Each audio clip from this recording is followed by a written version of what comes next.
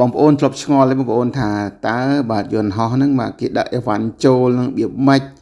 ហើយគេលើកអីវ៉ាន់ចូលតាមប្រឡោះណាបងប្អូនបាទអ្នកខ្លះយើងធ្លាប់តែជិះបាទហើយធ្លាប់តែឃើញបាទ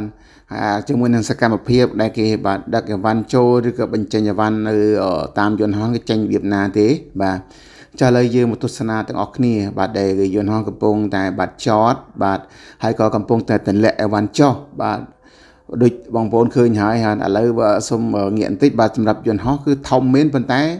បើនិយាយពីការថយក្រោយគឺចាញ់កូនឡានហ្នឹងបងប្អូនបាទនេះគឺឡានដែលដឹកអីវ៉ាន់ចេញហើយពេលគេលើកអីវ៉ាន់រួចគេដាក់ចេញបាទ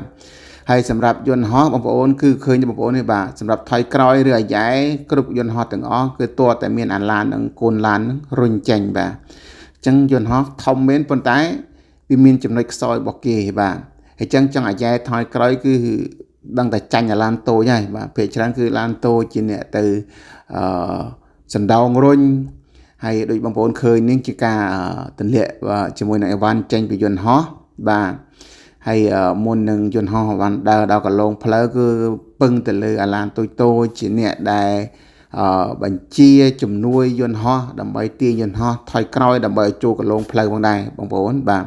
ហើយបងប្អូនភាគច្រើនយន្តហោះបាទក៏មានការស្ទះចរាចរណ៍